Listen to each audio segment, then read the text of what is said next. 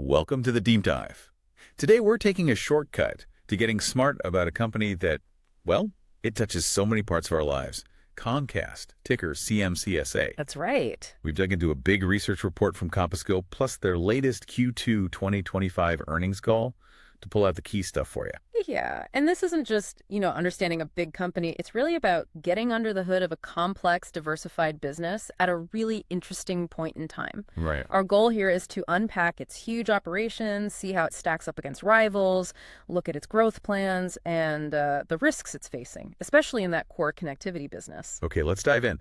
For anyone thinking Comcast is just, the cable guy. Right. It's way bigger than that, right? Global scale. Oh, absolutely. Comcast Corporation is a major global player in media, entertainment, and communications. And what's really key here is how diversified they are. The money comes from connectivity, from media, and from actual experiences. Okay, let's break that down then. What are the big buckets? So the core really is connectivity and platforms. That's your residential broadband, mostly over their HFC network hybrid fiber coax. Okay. They're boosting that with AI-powered Wi-Fi and stuff. Then there's business services, broadband, voice, wireless for businesses, big and small. And mobile, Xfinity Mobile. Yep, Xfinity Mobile fits here too. It runs as an MVNO using Verizon's network mostly. And now T-Mobile for business customers. It's bundled or standalone. And of course, traditional cable TV, Xfinity TV is still in this group. So that's the infrastructure, the pipes, getting people online and watching stuff. But they own a ton of the content too. Media. A huge amount. That's the media arm. NBC Universal. You've got broadcasts like NBC, cable like Bravo, MSNBC, CNBC, Telemundo News, sports, the works. And streaming. Peacock. Exactly. Peacock is their big streaming play. Originals, licensed shows, live sports, news, NBC shows, next day. Plus, don't forget the movie studio, Universal Pictures, think Jurassic World, Despicable Me, those huge franchises. Wow. Okay, and then there's the fun stuff, the parks. Right, the theme parks and consumer experiences. Yeah. Universal Parks, Orlando, Hollywood, Japan, Beijing, Singapore. They're expanding big time too. Like Epic Universe. Yep, Epic Universe in Orlando just opened. There's a kids resort plan for Texas in 2026, and even talk of a London park around 2031. And beyond that, there's their whole European operation. Sky, big pay TV player in the UK, Germany, Italy, also offering broadband and mobile. They produce content too and have their own streaming brand, NOW.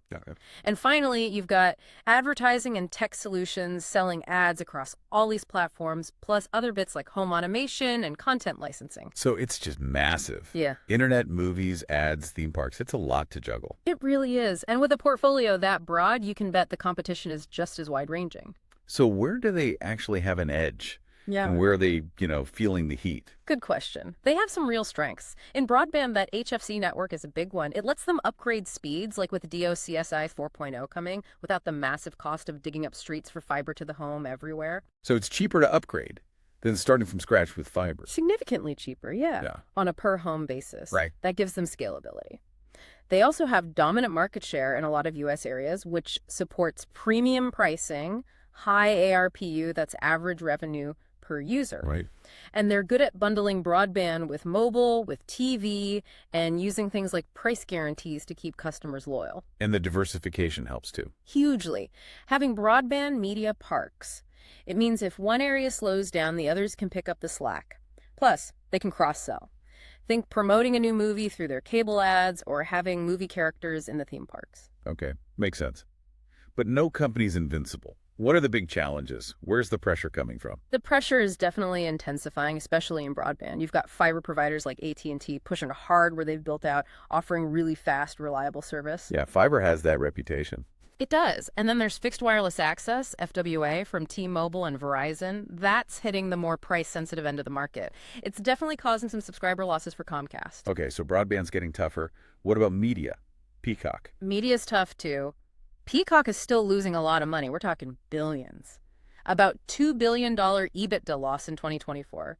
Competing with Netflix and Disney Plus is incredibly expensive. Wow. And yeah, legacy pay TV is shrinking, cord cutting is real. Plus, there's always the background noise of potential regulation, especially around broadband pricing. So if you stack Comcast up against, say, AT&T or Disney, how do they compare on these points? Okay, versus AT&T. Comcast's HFC upgrade is cheaper, allows broader bundling, but AT&T's fiber, where available, is arguably better tech. Right. Versus T-Mobile, Verizon, FWA. Comcast offers higher speeds, better bundles. FWA is more about basic connectivity at a lower price point. It chips away at Comcast's space. And Disney in the media space. Comcast is more diversified overall. But Disney's brand, its IP, like Marvel and Star Wars, is arguably stronger globally. And Disney Plus is way ahead of Peacock in subscribers. What about Netflix? Netflix is the pure streaming play, global scale. Comcast's diversification protects it more from streaming slowdowns, and Peacock has live sports and news, which Netflix doesn't. But Netflix is just laser-focused. So wrapping up the competitive picture, where does Comcast stand overall? Look, they have a strong defensible position, particularly with that HFC network advantage, but it's definitely eroding. Diversification gives them stability, that's key. But streaming is a tough fight, and they really need to execute well on bundling and innovation to keep that core broadband business strong against the competition. Okay, so given those pressures, how are they planning to actually grow? What's the strategy? It's definitely a multi-pronged approach, as that CompassScope report laid out. First off, keep leading in broadband. That means pushing ahead with DOCSIS 4.0 upgrades, aiming to add about 1.2 million new home connections passed each year. And trying to keep the customers they have. Exactly. They're simplifying pricing, offering these longer-term price guarantees, and really pushing the bundle with Xfinity Mobile to make customers stickier and boost that ARPU. Mobile seems really central to this. It is. They're pushing hard to grow mobile subscribers. It's a capital-like strategy using those MVNO deals. They're only at about 14% penetration of their broadband customers, so they see a lot of runway there. New premium plans coming too. And Peacock, they're doubling down despite the losses. Seems so. Heavy investment continues, especially leveraging live sports, the Olympics, NFL, now the NBA coming, plus exclusive shows, next day NBC stuff. The goal is profitability through tiered pricing, more subscribers, and yes, price increases. Okay. And the theme parks. That's not connectivity or media. Right, but it's a huge growth area for them. High margins. They're pouring money into expansion. Yeah. Epic Universe, that Texas Kids Resort in 26, the planned UK park, plus smaller regional stuff too. Diversifying the experiences. Exactly. And don't forget business services expanding there too, targeting bigger companies, integrating mobile, and finally monetizing tech like home Wi-Fi smarts, cybersecurity, AI platforms. That is a lot of different directions. How realistic is it all? Can they pull it off? Well, the potential is definitely there. Bundling, mobile growth, those high-margin parks that could drive serious revenue and profit. Right. But Peacock's losses are a big drag right now. Live sports could pay off long-term, but it's a gamble. The core broadband business faces real threats from fiber and FWA. And executing across all these fronts perfectly, that's the challenge. Plus, regulatory risk on broadband pricing is always lurking. So a solid plan, but execution is key.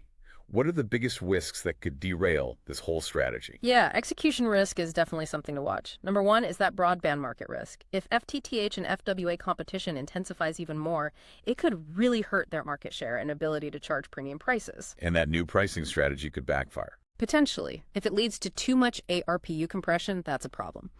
Then there's the media risk, Peacock. Can they actually get it to profitability without just burning cash indefinitely? Competing with Disney and Netflix is brutal. Right. Monetizing those huge sports rights deals is crucial. And they need to offset the decline in traditional TV revenue. What about the parks? They seem like a bright spot, but are there risks there? Oh yeah.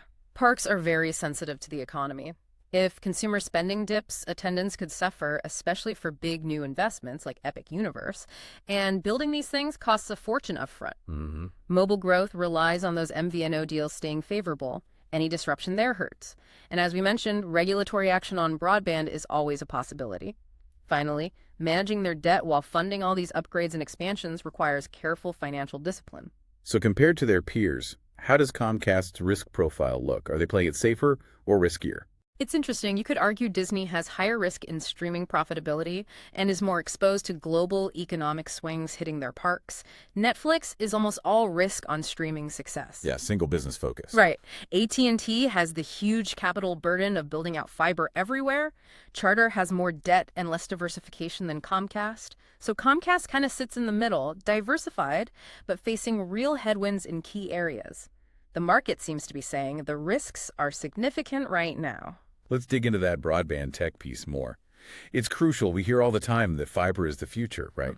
So is Comcast making a mistake? Sticking with upgrades to its existing HFC, its coaxial cable network using DOCSIS 4.0, instead of just ripping it out and putting in fiber everywhere. Are investors worried about this? That is the central question around their network strategy, and yeah, investors definitely think about it. Let's break it down. Comcast passes around 64 million locations. By end of 2025, they plan to have about 56 million of those ready for multi-gig speeds with DOCSIS 4.0. But actual fiber to the home FTTP is still a tiny percentage of their existing footprint. Even though they say new builds are fiber. Right, new neighborhoods might get fiber, but the vast majority of existing homes connect via that hybrid fiber coax system. So why stick with coax upgrades? Why not just bite the bullet and go all fiber? Two main reasons: cost and time. Upgrading to DOCSIS 4.0 costs maybe $150 to $300 per home passed. Yep. Building new fiber, that's more like $800 to $1,200 per home. Wow, okay. Big difference. Massive. So upgrading the existing plan is 3 to 6 times cheaper. And DOCSIS 4.0 is designed to deliver multi-gig speeds, pretty much matching what most consumers get from fiber today. Plus, they can roll out DOCSIS 4.0 across most of their network by 2025. A full fiber overbuild would take a decade or more and cost, conservatively, over $50 billion. $50 billion? Yeah. Jeez. Yeah. So management calls DOCSIS 4.0 a capital-efficient bridge.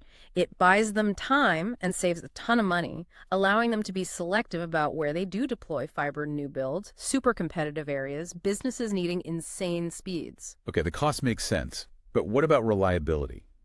That's the knock on cable, right? Signal issues, more outages compared to fiber. Does DOCSIS 4.0 fix that?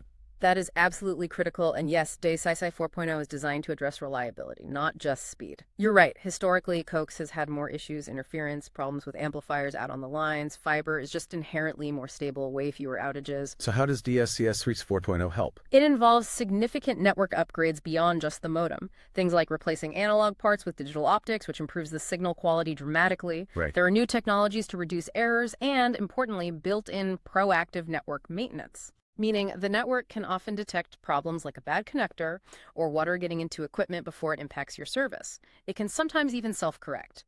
The goal is to slash the number of service calls and outages, getting much closer to fiber's reliability, even if it can't perfectly replicate that passive glass purity. So it's a serious attempt to fix the cable's Achilles heel, not just a speed boost. Exactly. It's a calculated trade-off. Spend maybe $10 billion to upgrade the whole HFC network now, keep free cash flow healthy for buybacks, dividends, peacock, parks, versus spending $60 billion plus on an all-fiber build that would soak up all their cash for years. For now, investors seem willing to bet this cheaper upgrade buys them enough time. Okay, strategy and tech makes sense. Let's connect it to right now. That Q2 2025 earnings call, what did it tell us about how things are actually going? Right, the Q2 call gave us a fresh snapshot. Overall, revenue was up 2%, driven by what they call their core 6 growth drivers: broadband, wireless, business services, parks, streaming, studios. Those are now nearly 60% of revenue and growing nicely in the high single digits. So the growth areas are working. Seems so. EBITDA was up 1%, adjusted earnings per share up 3%, and they generated a strong $4.5 billion in free cash flow. Pretty solid top-line numbers. But I remember headlines about broadband subscribers. Yeah. Were those numbers bad? They were. They lost 226,000 broadband subscribers in Q2. Combined with Q1, it was their worst two-quarter stretch ever for subscriber losses. Ouch.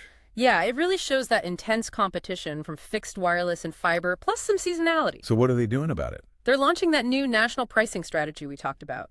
Simplified tiers, unlimited data, better gateways, and those 1-year and 5-year price guarantees. Plus, throwing in a free mobile line for a year is a big deal. Any sign that's helping yet? Some early encouraging signs, they said. About half of new customers are taking the 5-year price lock, which suggests people value that stability. And more customers are choosing faster gig-plus speeds, which helped boost ARPU by 3.5% this quarter. Okay, a glimmer of hope there. A glimmer, yeah. Yeah. They also made it easier to sign up online, which boosted conversions. On the flip side, wireless had its best quarter ever, added 378,000 lines. Xfinity Mobile now has 8.5 million lines total. That's 14% penetration of their broadband base.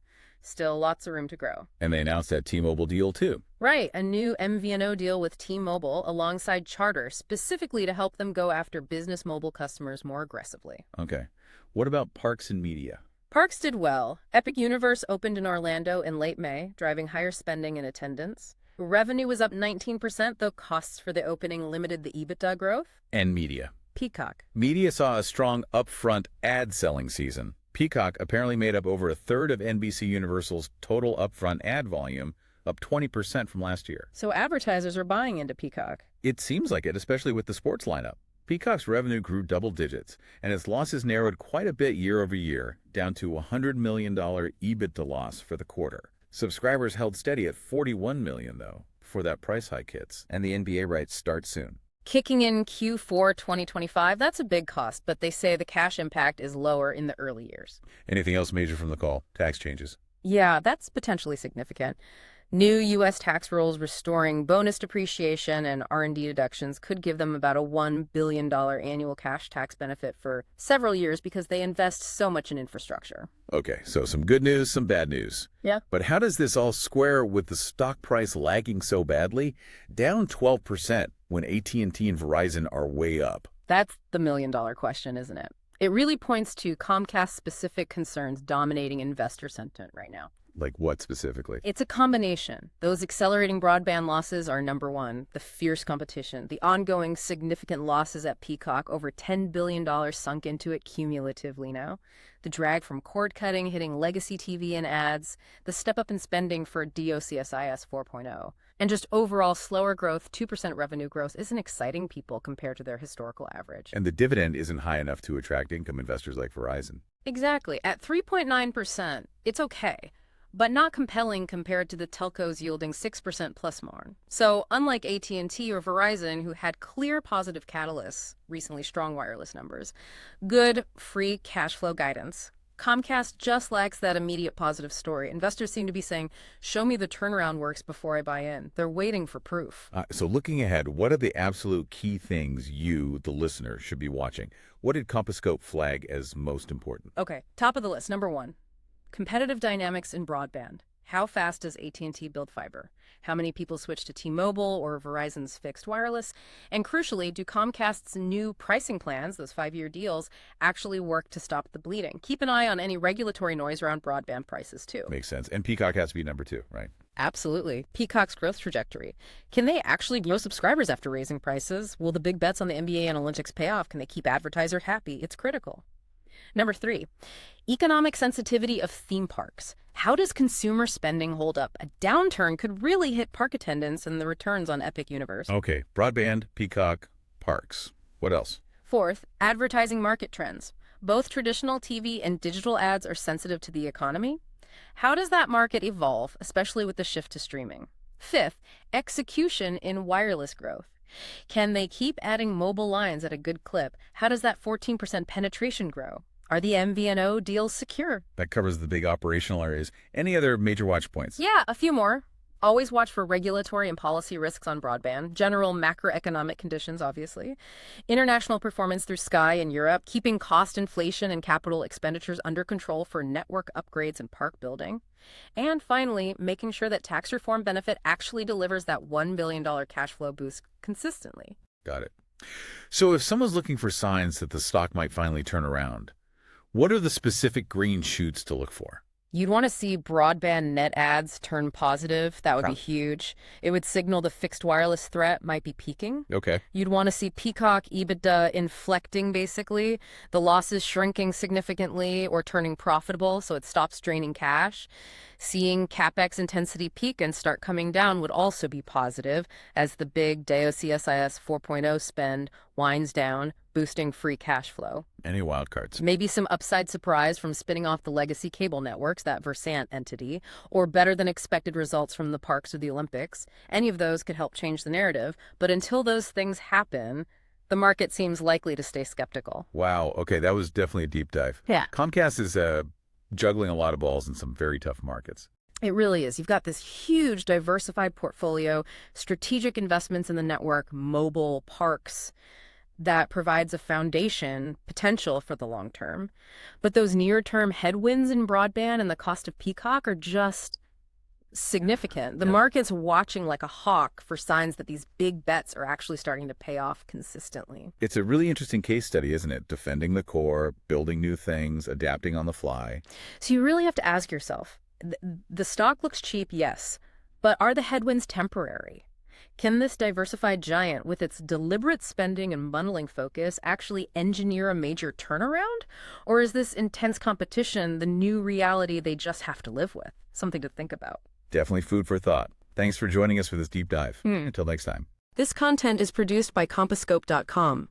For more than 1,100 public listed companies, find detailed research reports, visual mind maps, earnings call analysis, and audio discussions on Compasscope.com.